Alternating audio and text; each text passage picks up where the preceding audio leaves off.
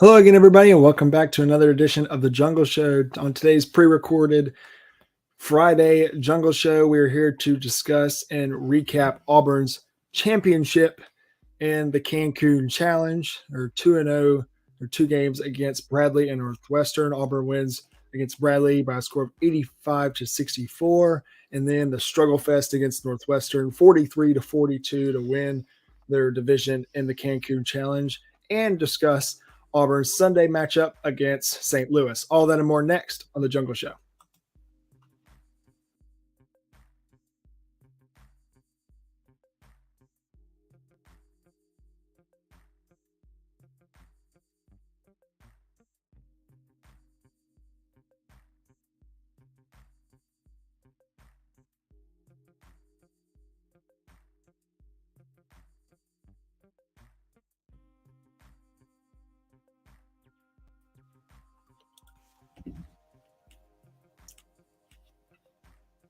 Welcome back, everybody, to another edition of the Jungle Show. Today is a pre-recorded podcast, just like said in the intro, on the Friday before the Iron Bowl. I hope everybody had a wonderful and a happy Thanksgiving this past week, and a lot of fun with friends and family, watching basketball, watching football, eating turkey, and spending some good old-fashioned family time on Thanksgiving. So wanted to take a few minutes to address some things. Again, today is a pre-recorded episode, so normally Fridays we do it live, but this Friday we will not. And then Sunday, I've tossed around the idea of doing another watch party again. I don't know if that's going to happen. Obviously, we'll keep you all updated on our social medias at Gray Oldenburger, at War Eagle Hoops, but hopefully we'll be able to do that. Our past two, we've done them for the first half, and the two first halves that we have done them for have been not very good. But, all we need is that one just to reassure to us that, it's not us. We're not the problem. One good first half, and we're hoping to have that against St. Louis on Sunday. But let's talk about these games for the Cancun Challenge against Bradley, against Northwestern, two completely different basketball games from Auburn. Yeah. To do that and to talk about it, I brought in my dad and co-host Dad. We're in the same room again. Yes. Because we're on Thanksgiving. Because it's Thanksgiving break. Thanksgiving break.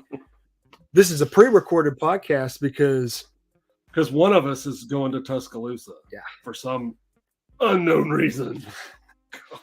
Well, because I am excited to watch Coach Cadillac Williams beat Nick Saban. Gonna go sit in the rain in Tuscaloosa. Have fun with that. I'm gonna sit right here at the house. But probably Dad, drink some brown water and enjoy the day. Let's talk basketball. Yeah. Well, so if we're gonna talk the Bradley game, we can talk basketball. The Northwestern game, I'm not sure. I think that Northwestern game probably set basketball back 30 years. So yeah, let's just start by discussing the Bradley game. Okay. Because, give myself some sanity a little bit. Auburn played fantastic in this Bradley game. Got off to fast starts at both the first and second half. Got out 12-2 in the first half. Went up to 7-0 start in the second half. Looked like a dominant team. Was shooting well from the outside. Went 8 of 17, which is 47%. Shot decent. Shot better from the free throw line, going 15 of 20. The offense was absolutely clicking. We were out-rebounding them. We were getting the ball down low to a guy like Janai Broome, who had a dominant game. We weren't turning the ball over, as a high rate as much as we were against Northwestern. It just looked like a better basketball game. And I think Bradley would agree with that. I mean, Bradley did not play bad. Bradley hung around for a while early in the game because of their shooting from the outside. But Auburn was able to put them away with their depth and their length and their quickness and just them being a better basketball team. What did you see from Auburn that showed you that this team could be one of the top teams in the SEC in this game? Couple things. The number 4 slot is Jalen Williams' slot. Yeah. He's the best number 4 on our team. He was the best player in this tournament. He opened that game making 2 threes. Was fantastic in that Bradley game. Played a great game. Yeah. Played a great game in the Northwestern game too, by the way. Not many people I can say that about. So Jalen was awesome in this game. But the thing you mentioned that they had a kid started with an H, Hunter or Hickman. something like Hickman, that got hot from outside and like number 10, and we couldn't find him for a while. He got blazing hot, and coach said, "Okay, try some 6'6" Alan Flanagan guarding you."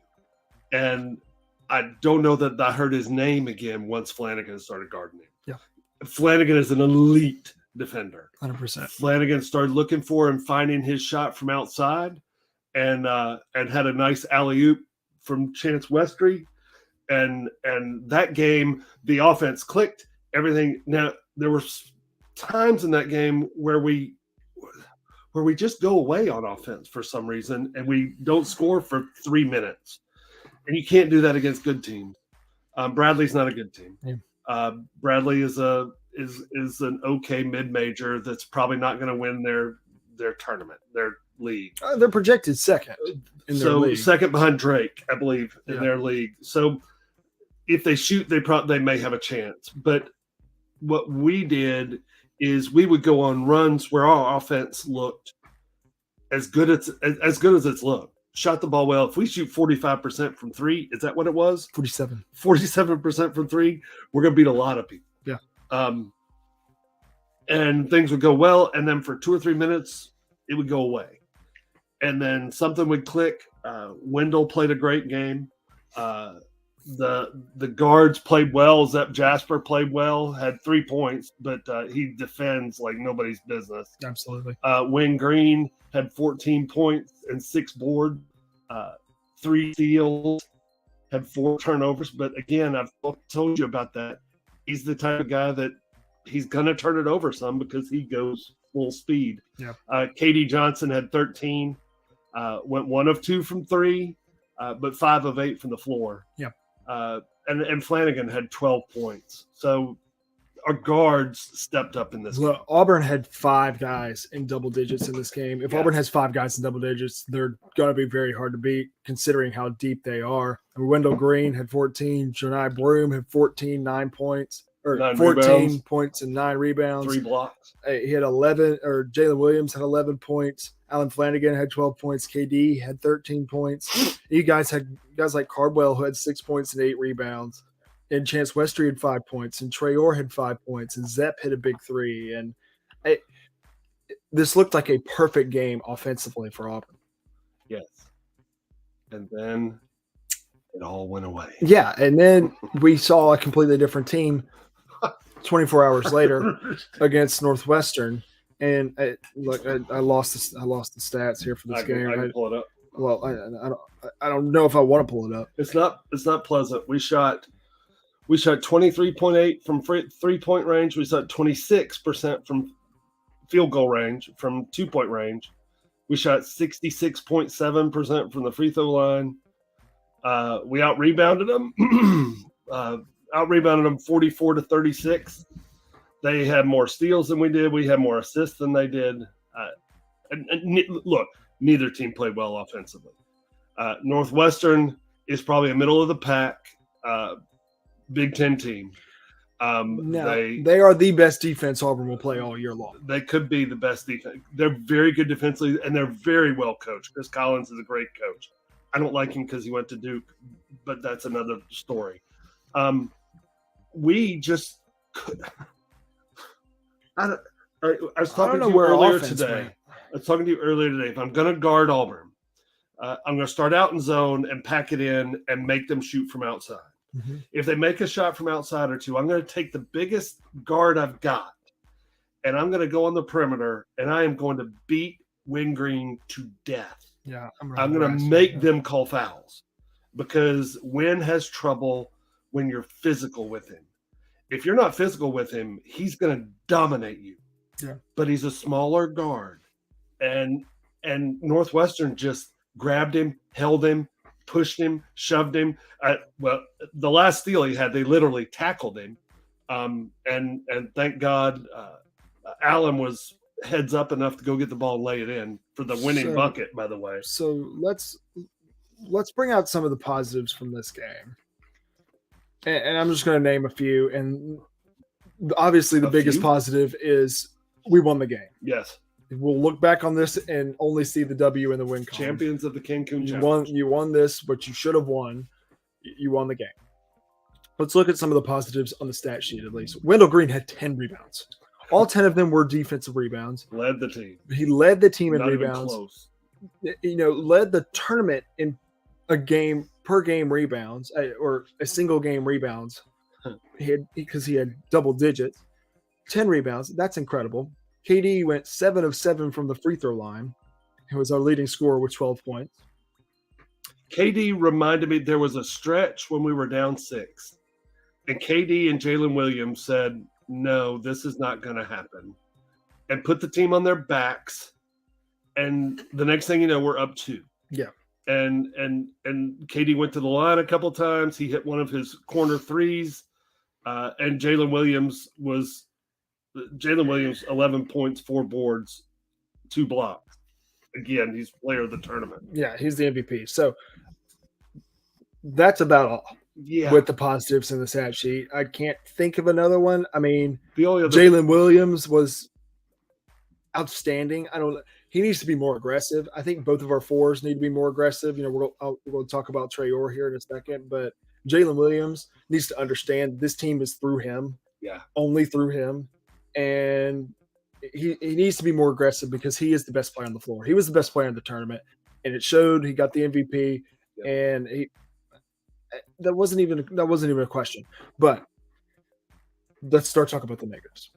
I'm going to set you up. I'm going to have one more positive. Okay. Just one more positive. Defensively, we're still an elite defensive basketball team. Oh, yeah. They shot 8.3% from the three-point line.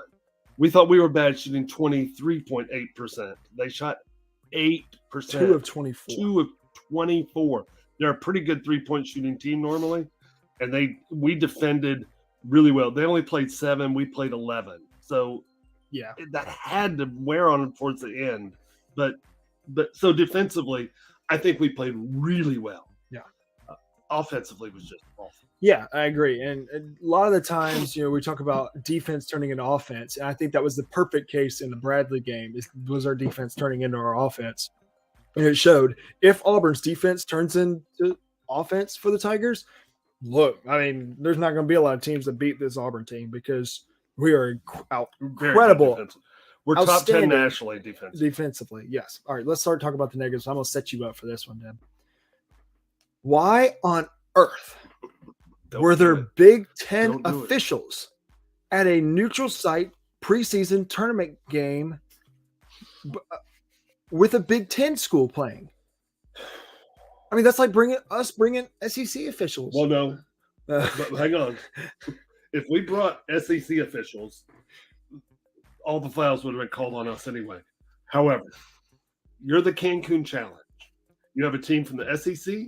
You have the team from the Big Ten. You have the team from Drake, Bradley's from I don't know where, and Liberty's from Valley, and so you do not get officials from those 4 conferences. It's really simple. You call the Pac-12, Big 12, call the ACC. Yeah. Get officials down there. I'm sure there are officials who would go, a couple of days in Cancun officiating basketball games, and I'm getting paid? Yeah, I'll do it. You had bring your officials to the beach day for Northwestern. Look, and it was just horribly officiated. It wasn't even that bad. Well, that one-sided. It wasn't even that one-sided. It was terrible. They were awful. Okay, that's not the reason we lost the game. We lost the game because we could not put the ball in the little orange cylinder. But the officiating in the first half, everything was called. If you breathe on the guy wrong, they'd call it. In the second half, and especially late in the game, and Justin mentions this in his podcast, they swallowed their whistle. We fouled the guy when we stole it from him there, and then they tackled Wynn after he stole it. So early in the first half, both of those would have been called. They swallowed it. Players got to, when you're out playing in a game, you've got to go, okay, they're calling everything tight. All right, I know that. Now I adjust. And then the second half, they don't call anything. And you're like, wait a minute. A minute ago, I was getting a foul called on me for doing this. Now this guy's tackling me. Wynn got tackled. Like everybody in the building stopped except for Flanagan. Yeah. Everybody. Both teams stopped because they were like, there's got to be a whistle. So, yes, I don't know how the Cancun Challenge can bring officials to a preseason tournament and have them officiate a championship game between a team from the SEC and the team from the Big Ten, and their paychecks are from the Big Ten. They are incentivized to make sure that the Big Ten looks good, and they made both teams look bad. Well, they didn't. We made both teams look bad, but the officiating was awful. Yeah, I 100% agree, and I should have warned the listeners there for setting you up for that. Well, if they follow me on Twitter, they know. I watched the game with you, and my gosh. I know. So talking about more negatives from this game, Auburn really looked good against not only Winthrop but Bradley shooting for the ball from the outside, and we've talked about how important this is for Auburn's shots. Auburn's shots are going to fall. Chance is going to start making shots. Chance went 0 for 2 in this game. Wendell Green's not going to go 0 for 3 in most games. Jalen Williams going 3 for 6. That's outstanding. Katie and Allen each making 1 out of their 7 combined shots. So those shots are going to fall. Shots are going to fall. Auburn's look. There's nobody in the country that can shoot well from outside right now. Nobody's shooting well. And this is good. I'm gonna have to go wash my mouth out after I say this. Stop saying it. The only player that has proven that he can shoot the ball well from outside right now resides in the team across from the state. Okay, let's not talk about that. They suck. So listen, let's talk. But my point is that there's not a team in the country that can shoot the ball well from outside. Look at North Carolina. North Carolina's they brought back everybody from that national championship run last year. Yes, they should be ranked number 1 in the country in the preseason. They should not be ranked number 1 right now because they're not shooting the ball well from outside. Neither is Gonzaga. Neither is Kansas. Kansas should have lost unless they had that miracle against Wisconsin. Neither is Kentucky. Kentucky can't shoot the ball well from outside. Baylor can't shoot the ball well from outside. There's not a team in the country that is shooting incredibly well right now. So Auburn is not alone. But the difference in between a team like North Carolina, I promise you Auburn would have not allowed 84 points to Portland. That would not have happened. They're North Carolina's struggling to find themselves right now. Auburn is struggling for their shots to fall. To make shots fall because we're getting open shots. Yeah. All the shot there was not a shot in the I want to keep wanting to call them Nebraska. They're the same thing. The Northwestern game, there really wasn't a shot that I went, oh, wow, I really wasn't a shot that. Maybe 1, maybe 2. But for the most part, maybe one of Wendell's, they're good shots. They're open shots. They're shots that they can make. Yeah, I know they can make them. I need more from Traore. So he's a 5-star freshman, and I know he's stepping into really big shoes. And I don't need him to be Jabari. I know he's not Jabari. I like the comparison of Chuma before Chuma got hot the year before. That's probably an apt comparison. I got to see him be more aggressive. Yeah, no, you need more from Traore because look, right now, Jabari's replacement is Jalen Williams. Absolutely. And we talked about Jabari's replacement on the team basically is Traore, and like technically that is correct considering that's his position. Jalen was here last year, so Jalen's not replacing Jabari. Jalen is Jalen. Yeah. But you do need more from Traore. I think I don't see any problems in his game or his shot or his defense. I mean, I want him to be more aggressive rebounding. That has become a problem when Traore and Cardwell come in, the rebounding drops from when Jalen and Janai are in. Yeah. So that's a problem. That's something that comes with being aggressive. He's got to be more aggressive, especially offensively. He's got to know he's the 5-star. He's got to understand that. That comes with time. That comes with the more and more he plays with his teammates, that comes with confidence. He's going to have a game. And when it happens, I'm going to come back and I told you, tell everyone I told you so. He's going to have a game where he goes for 18 or 20 and he goes 4 of 6 from 3 or something like that. Mm-hmm. I'm going to go, there's the game. Y'all are going to remember that game next year, whether he's in the NBA or whether he's playing for us next year. No matter what, we're going to remember this game saying there's where he found himself. He just needs to find himself. And that's coming. It's coming. So I saw a glimpse of it in the Bradley game when he took a ball on the wing, went around a guy, the guy fouled him on the floor, but he went up and over a guy trying to block his shot and dunked the ball. Yep. And I went, gosh, I wish that wouldn't have been a foul out on the floor. But that's the type of Traore I want to see. Yeah, look, that dunk was outstanding. That's the aggressiveness that I need to see. He's big and strong, but he doesn't look like he knows he's big and strong. I know. And look, he's like 250 pounds. He's like 240, 250 pounds. When he learns that he is that, and look, he also had a dunk that he took one drop step and crammed it over 2 people. Yeah. There's it didn't look as cool on the TV broadcast as it did on the baseline view from the Auburn social media team. That looked a lot better from that view. Yeah. But again, the dunk that you're talking about that was the foul on the floor that didn't count over 2 guys. If he understands that he can do that, not just against the players that play for the Bradley Braves, but against a team like Alabama or Kentucky or Arkansas, that he fits into those type of. He's got to know he can fit in. He's got to know he's. I think it's confidence, and I think it's just a learning issue. I think you could say the exact same thing about Chance Westry right now, except Chance had an injury. Chance is still recovering. Yeah. So, but Chance has to understand, dude, you're 6'7", you're playing 1, 2, 3, or 4, and you've got to be more aggressive. His shot's not falling right now. His shot is yet to fall. So he's just got to find a little bit of a groove. His move in the Bradley game to get that and one was outstanding. He just got to do it more. He's a really good passer. He can handle the basketball. I think they've thrown a lot on his plate. Mm-hmm. Bruce said after the Northwestern game that he needs to give Chance Westry one position. Yeah. I agree. I think Chance can play 1, 2, or 3. I think Chance needs to play probably the 2, maybe the 3, and let Wendell and Zep Jasper and Trey Donaldson, who I've been impressed with. Look, my feeling coming into the year for Traore and Westry was up here, and they're about here.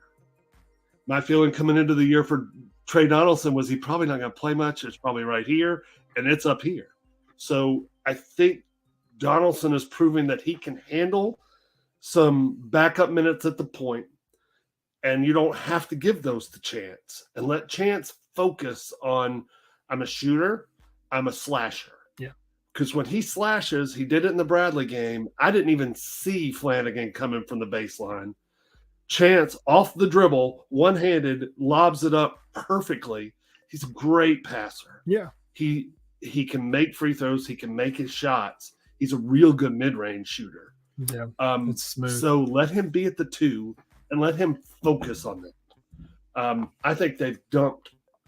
And Bruce said this. He said, I've put too much on him. He needs to learn one position. And I see that that's probably happening. Look, these first games are all about Bruce messing with lineups, figuring out who plays well together, and figuring out who needs the most minutes. Wynn played 31 minutes the other night against Northwestern. He scored 2 points, but you cannot take him off the floor. Yeah. Because the offense runs better when he's on the floor. Yeah. So that's the most I've seen of anybody play this year. But he's messing with lineups. He's figuring out who his players are, and he'll get it. I trust Bruce Pearl with basketball completely. If you don't, you're insane. Let him figure it out. Is this team a Final Four team? Probably not. If they shoot well, they could beat some people, and you never know. You get hot at the right time. Yeah. But is this team a team that's going to be fun to watch when they do figure some things out? Absolutely. Absolutely. And they're going to play defense hard every time. Yeah. And we talk about them being a Final Four team. You have a chance to play a very, very good NCAA tournament, at least top 6 type of seed team in Neville Arena on Sunday against St. Louis. Look, St. Louis is an unbelievable basketball team. Yuri Collins is back and an unbelievable point guard. We saw what this game could be like last year when they played at St. Louis. We saw, I believe that was a little bit of a coming out party for Mr. Walker Kessler. We ran because they just didn't guard him 10 times in a row. And Wendell Green proved that I'm just going to throw it up to Walker. But no, you've got to be able to. That place is going to be rocking on Sunday, especially if we go and beat Nick Saban in the Iron Bowl. And come on, the place is going to be going. Yep, it's going to be a great atmosphere, a great game. This is a very, very good St. Louis team. You've got to play You have to put the ball in the basket. You have to play a great 40 minutes of basketball, offensively and defensively, to win this game. So St. Louis is tough. They're big and strong. They've got a guy named Okoro. It just is weird to watch. He's a big man, so it's even weirder to watch. They've got a really good point guard. He's really quick, but he's not big. And Wynn has shown that it's big guards that drive him nuts. Mm-hmm. Not the smaller guys. They don't seem to bother him as much. Yeah. It's at home. It ought to be crazy loud. I'm sure it will be. Like Gray said, it's an NCAA tournament team. This is a good chance to go, okay, where do we match up? How do we fit here? Yeah. I've watched them play a couple times on TV. They're well coached. They're strong. They're aggressive. It's a challenge. I think that they almost beat us in St. Louis. Probably should have beat us, except that we were down and all of a sudden decided, hey, high screen and roll with 2 shooters in the corners. They weren't going to guard it. I'm sure that they will guard that this time. Got to put the ball in the basket. Got to let Jalen Williams eat a little bit, get him going.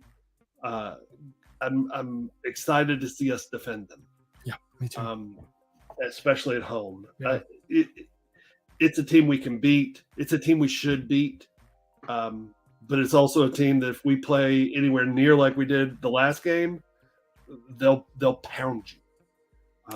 And it won't be close. So they're better than Northwestern. No doubt. Our schedule has gotten better team, better team, better team, better team, better team, and it's continuing to go like that. Yeah, it'll ramp up all the way like that until Arkansas. Yep, and then that'll be a good team to play too. I'm excited about that game. But we'll go ahead and wrap this pre-recorded episode of the Jungle Show up. If you want to find either of us on Twitter at Gray Oldenburg, at War Eagle Hoops, or go to at the Auburn Daily or auburndaily.com. Some great stuff going on there, especially with coaching search season on the rise and big time recruiting season on the rise. Iron Bowl is tomorrow and basketball is just going up from here. So some great stuff going on there. Make sure to keep updated there until next week. Maybe Sunday. Maybe Sunday for the St. Louis game. We'll keep you updated on that. But